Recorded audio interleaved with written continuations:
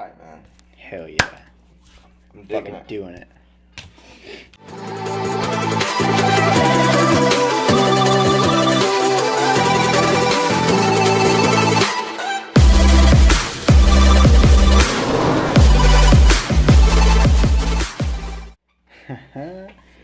Welcome back. Episode 4 on today. Today we are talking about persistence. Persistence. Alrighty, persistence. Yeah, persistence, man. What does persistence mean to you? Going through hardship over and over and over and over, one hardship after another, and still just keep going without losing. I shouldn't say without losing motivation or being discouraged, but that's inevitable. It's gonna happen. Yeah. So it's more of just being able to get yourself to just go. Right. Like even when you don't want to, right? Yeah, especially when you don't want to. Because how many people actually go through one hardship and they're like, oh, this isn't for me? So many people. Yeah, I feel like that's a normal thing. Right. You know? It's a natural progression, right? Right. You first get excited about something. Yeah. Then you fall off. Think of a little kid getting a bike during Christmas, right? Mm-hmm. Unwraps that big old Christmas present and whoa, it's a bike. And so excited. The excitement level is through the roof. Yeah. And then the dad says, all right, let's take it out. Let's start riding it. And training wheels or no training wheels? No training wheels. No training wheels. All right. Dad ain't gonna let that shit Nah, fly. man. I was gonna say you can't learn. Yeah. So first thing is plop. He hits the pavement. Mm-hmm. Then some kids will get back up, tries to ride it again, and some kids will be like, nah, that sucked. I don't want to do it again. Yeah, that bike isn't gonna get touched till years. Right. Yeah. And that's persistence. It's being that kid who actually picks up the bike and okay, well, how do I ride this? What? Dust off and go, right? Yeah. I had a period in time where I didn't really work out for like 2 or 3 years. Yeah. Just it wasn't something that I wanted. It wasn't in my mind. And then I wanted, just one day I just like, okay, I want to do this. I want to be healthier. I want to look better. I want to, be stronger. I want to, I want all these things. And like you said, you come in super hot, kind of overzealous almost, and you do hit a point. And for me, it was about 3 months in where I was like, man, this is a lot of work. I'm not necessarily seeing the results I want to see, and it's not going how I thought it was going to go. And you're faced with a moment where you can quit or you can continue. And as soon as I made the decision to continue, that's when I started seeing results. That's magic. It's like you get to a point where, especially when you're working out or people who want to see results, just stay persistent, man. They'll come. They're not going to be an overnight kind of thing. Right. But they'll come. It will happen. As long as you get in there and do what you need to do, it's going to happen. You're going to look better. You're going to feel better. You're going to be stronger. You're going to be faster. And even like eating clean. Yeah. If you do it for so long, you actually kind of enjoy it. Yeah. You don't need all the fatty French fries. I take that back. I love French fries. Oh my god, dude. Or some wings. Some fries. Wings. Yeah. So you get to a point where you don't necessarily need that. Yeah. I guess the second example for me was in acting last year, like January, February around. I had all these ideas and I wasn't as far ahead as I wanted to be. Right. Or that I saw myself being. And I almost fell off. I was almost like, I need to just figure something else out. Maybe this isn't for me.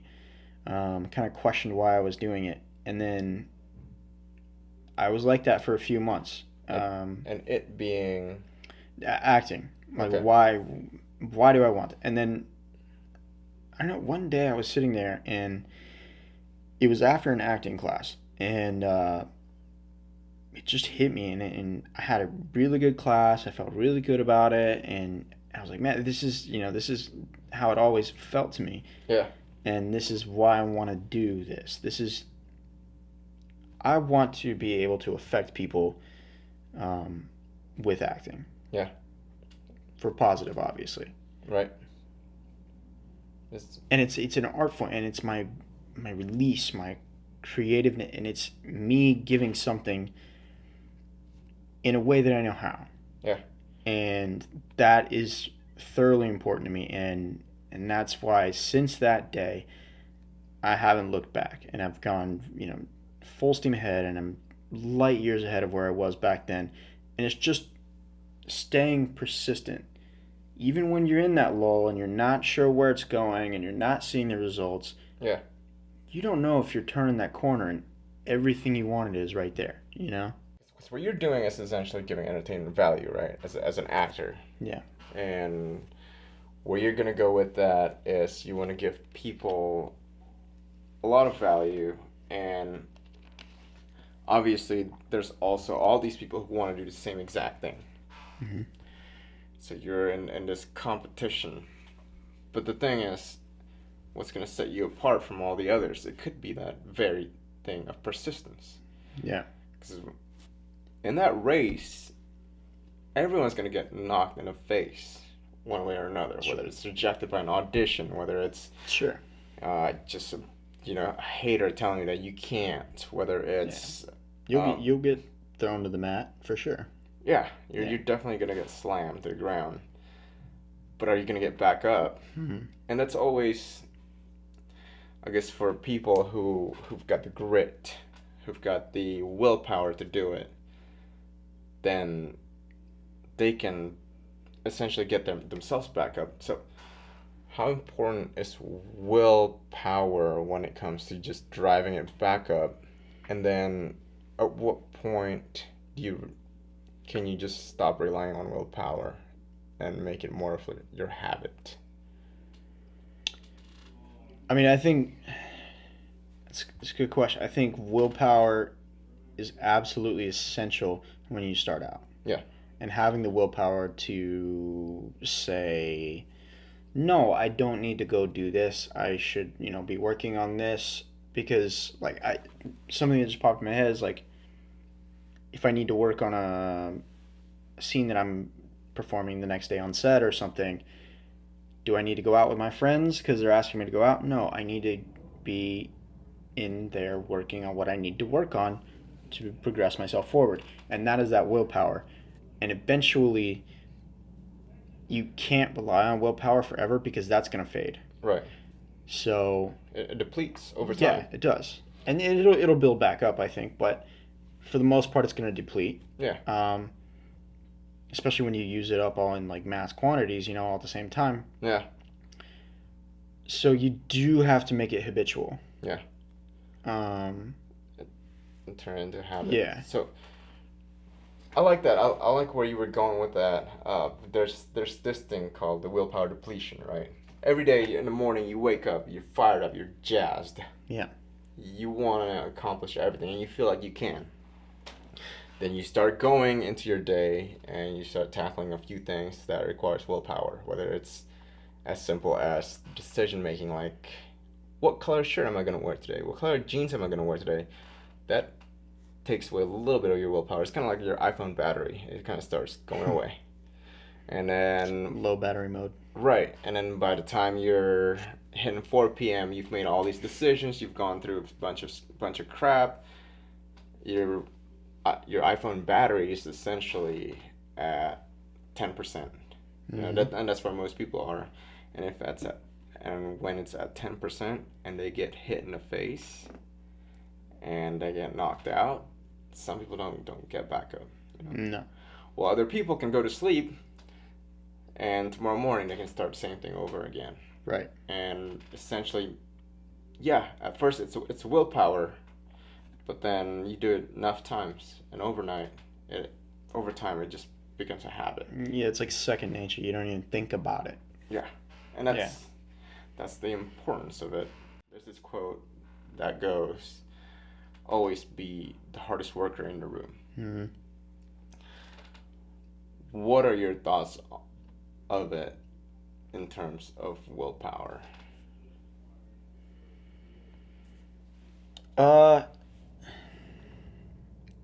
In terms of willpower, I think in relation to that quote, I think it's just showing up, doing the job 100% every single time. Mm-hmm. You know? But you're not going to be 100% all of the time. No. And that kind of takes away from that quote a little bit, because you can't always be the hardest worker. You're human. You're gonna have days where you don't want to do it. Yep. But as long as you show up, you're not a robot. Mm-hmm. Yeah, you show up, you do your thing, the best that you can every single day. Stay persistent. Yeah. So, what causes some people to actually be persistent, be relentless, to stay in their pursuit? Everybody has the same opportunity to get in there and be as persistent as possible and get after what they want. And I think what you have to do is know exactly what you want, know what your goal is, and love what you do. Yeah. Because if you don't love what you do, it doesn't matter. It's game over before it even begins. You're only going to get so far. And going off of that, there's this obvious excellent book, Outliers, by Malcolm Gladwell. Yep. Great book. Yes. And the biggest concept of that book is 10,000 hours. 10,000 hours of deliberate practice. Mm-hmm. Dedicated deliberate practice. Now, you're not going to cover 10,000 hours in one day, right? No, absolutely not. Not even possible. How can you be the hardest worker for 10,000 hours? And that's, in my mind, it's still a little bit blurry there, because at this point, it's a choice of whether consistency or intensity. How consistent do you want to be, or how intense do you want to be? I think consistency takes the cake on that one, because, like I was saying, the intensity isn't always going to be there. Mm-hmm. But that doesn't mean that you can't get in there and do what you need to do, staying consistent and figuring it out along the way. Because if you stay consistent over a matter of 10,000 hours, yeah, you're steps ahead of the individual who is super intense for 100 hours. Yeah. And maybe you couldn't even match their intensity, but they gave up. Yeah. There's people who come out here for acting, stay out here a year or 2 years, give up. Yeah. Chances are nothing is going to happen overnight. Yeah. I mean, thousands of people move in and out of Hollywood, right? Right. They're here to chase one thing. They get a few different rejections from auditions. It's not even what a lot of people think either. There's a lot of politics and business that go into this acting industry, into the entertainment industry in general. Yeah. That a lot of people don't realize that once they figure out, they don't want to be a part of it anymore. Because some of it is a bunch of bullshit. Kind of old Stone Age ideals. Yeah. But you do it. You do it because the reason you wanted to act, or for me anyways, is because I love to tell a story and I want to be the best at it, Mm-hmm. And it's not going to happen right now, but if I stay persistent and I keep working, someday I'm going to be telling all the stories that I want to tell, mm-hmm. and I'll be doing it at a level that could be unmatched. So here's one thing that's gonna provide value to our audience, to our listeners.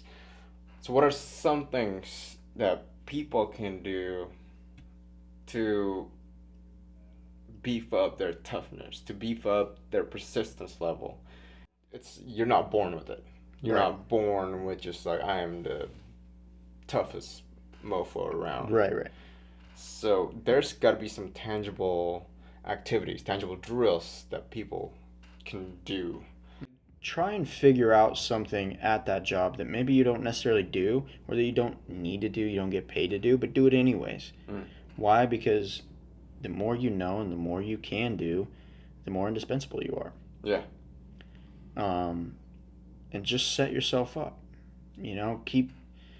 Keep learning, keep working, keep getting better. Yeah. Whatever it is, it doesn't have to be work. It could be at the gym. Just show up. Even if you aren't feeling it that day and you only do 15 minutes of cardio versus 45 or whatever. Whatever. You showed up. You showed up, you got in You- action. You start building that habit. You Yeah. know? Yeah. That's so key because you're rewiring your brain, Mhm. going from, oh crap, man, I gotta go to the gym. I've got no willpower to go to the gym right now. But you do it anyway. You're rewiring your brain to essentially then be a workout machine. Right. So obviously, things at work is going the extra mile, like you were talking about, and hitting the gym, doing things when you don't feel like it. So, I mean, I've got my thing is now that it's summer, it's safer to do it instead of doing it in the winter. Is cold shower. I do cold showers all the time. It's even I in the enjoy winter. them. Yeah. It's never winter here. Well, If we lived in like Boston or something, I may not be doing cold showers in the winter. oh gosh, But yeah, that's where you're freezing and you're just pneumonia standing for there. days. Yeah. Yeah. So, yeah, definitely don't recommend that. But if you're in a sunny place like Los Angeles, San Diego, anywhere in coast of California, except Cold if you're in showers all NorCal. day. Right, cold showers. But the thing is, even if you're in I mean, it's nice usually in the morning. It's 60 degrees outside. It's nice and cool. And the first thing in the morning when you wake up, you go in the shower, you're a little groggy. Every fiber of your body is going against wanting to go into a cold shower. Oh yeah, no, it's not fun. You don't want to. No. Yeah, you don't want to stand there forever. You don't want to. Like I don't do the whole shower in like freezing cold. I'll do it like either depending on if I shower at night, I'll do a warm shower. Yeah. But like in the morning or during the day, I'll start off a little warm, Yeah. like almost like a lukewarm, and then at the very like last 2 minutes, turn that heat off and just freeze for Yeah. a second. You just stand right under it. Every fiber in your body wants to jump out of the way, but you stay there. And you know what's crazy is you count to about 15 seconds. And the first 15 seconds is hell. Mhm. But then after that, your body adjusts. And you're like, okay, did the water just get warmer? Or is my body like actually Right. adjusting? So I start questioning that. But the essence of cold shower is just, it's so important because here's shit you don't want to do. Yeah, you're training your brain, rewiring your brain to do the things that you don't want to do, but you have to do them anyways. And that's beauty. Yeah. That's a beautiful thing. The thing is, when you're doing something like that, though it is for the better, though you are training to better your habit, which will pay off in the long run, it depletes some of your willpower Yeah, in that morning. I can see that. Yeah. Absolutely. Because you're doing something you don't want to do. So your battery, your iPhone battery going from 100% to like all of a sudden 80% because you just allocated a bunch of energy to doing things you don't want to do. Yeah.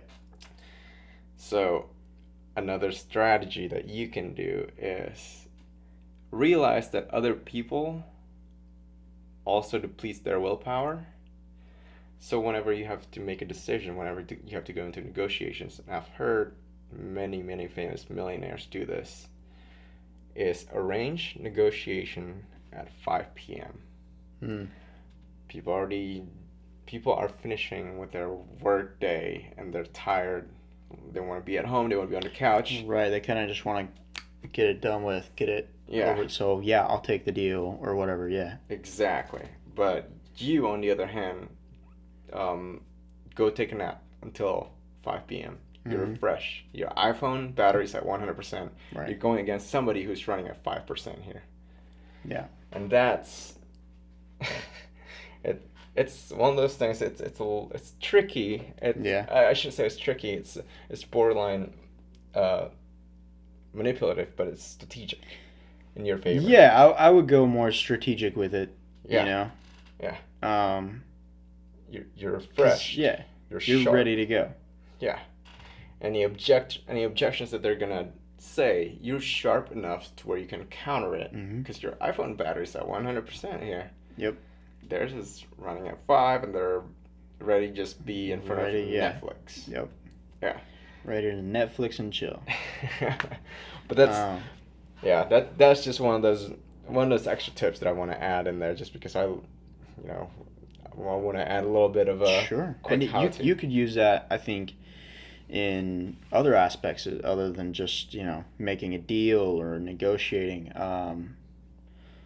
Say you want to be sharp right before a dinner party, or right before your significant other's parents are coming or something. You want to be sharp, ready to go, because that's going to deplete you. So why go into that tired? Yeah, take a quick nap. Yeah. Recharge that battery. Use that strategy in more areas than just business or negotiation too, Recharge that battery, right? Yep. And your parents come, or your significant other parents come from wherever they're from, come here, they're tired, and you got to charm the hell out of them. Yeah. And you've got all these wit and sharpness, and you're on your feet, and they're going to be like, wow. And it almost brings their energy levels up too if you do it right, Yeah. And that's when they're like, okay. I like this cat. Yeah. He's a cool guy. He's a keeper. Yeah. Little do they know. Persistence. So, when you look at persistence and competitiveness, kind of side by side or in tandem, what do you think? Do you think they go hand in hand? Do you think that they shouldn't? The Shoe Dog. It's by Phil Knight, the founder of Nike. So he talked about a part where he said he went and played tennis with this guy, and he played tennis for might have been, I'm gonna completely butcher the story, but you'll get the point. Yeah, no, it's all good, man. He played a match within that day 26 times against somebody. That's a lot. Yeah. Tennis, where you're just like cruising around all day. And he lost 25 times. Yeah. But he had to win that last one, 26. And at the end of it, he says, nobody beats Phil Knight 26 times in a row. Nice. Right. So that goes to show persistence, right? That comes a long way. Yeah. And at first, let them keep score. That's fine. Yeah. But when you persist enough, you're building a habit. With that habit, you're building a skill set. When you build a skill set, you kind of hone in certain things where people feel complacent and feel stagnant at. Right. And you're still on a steady climb. So the lion at the mountaintop is never going to be as hungry as the lion climbing to the top, right? Yeah. And that's the essence of persistence and competitive, because they feed into one another. Okay. You're persistent because you're competing for something. Now, whether it's competing with yourself, whether it's competing with others. So, okay, I got a question to go with that. I mean, I love that idea. But so, what do you think about what if there's an individual who is going the competitive route? Right. So they start comparing themselves to Joe Blow, whoever's ahead of them, kind of higher stage, higher step. Yeah. So they allow themselves to get bogged down because maybe they're not as far as that other individual is. Mm-hmm. So what do you think that they can do to kind of combat that? So I mean, that's the first poison is the outside thinking, right? You're looking at the surroundings of yourself. It'll kill you. There's always gonna be somebody who's gonna be greater than you, better than you, taller than you, better looking than you. Which is nice, because if you have the right mindset, you're like, okay, well, I got something to work towards, Where if you're always the fastest guy on the field, you don't feel the need to even work or even try to get faster. Right. So. But essentially, you're the fastest guy on the field until you meet, like, for example, another person who's faster than you. There's always going to be the next person, the next person, the next person. So it's like Cyborg can run like 1,000 miles an hour. I don't know. Yeah. And even if there's not somebody, there's always something that's going to be faster. Yeah, exactly. Yeah. And that goes with people too. There's people focus so much on beauty and looks. There's always somebody that's going to be more beautiful than you. There's going to be somebody who's just going to be better looking than you. It's this comparison mindset that's just going to always set you back more than it springs you forward. But you're saying you can still have that competitiveness tied into persistence, but leave the comparisons behind. Leave comparison out. Yeah. But if you're competing with something, compete with yourself. I was gonna say compete. Because you also said it like an outer thinking. So you're saying keep your mental game right up here where it needs to be. Yeah, because that's where you're gonna optimize your performance. Yeah. You're gonna optimize your performance by competing and saying, look, maybe last time I ran a mile in 4 minutes. Mm-hmm. Well, this time around, while somebody's running at 3 minutes 30. Yeah. That's a fast mile. Prefontaine, whoever That's broke that. Fast mile. Yeah, whoever broke that 4-minute mile from Oregon, wasn't it Prefontaine or something? I don't know, man. That's quick. Yeah. That's like full sprint for a mile. Almost. A mile a minute, or that's a lap a minute, right? Yeah. 60 seconds per lap. Yeah. Well, it'd be if it's less than 4 minutes. If it's less than 4 minutes, it's less than 60 seconds. Cheers. Right. But there's always somebody. By the way, it was thought to be impossible until somebody did it.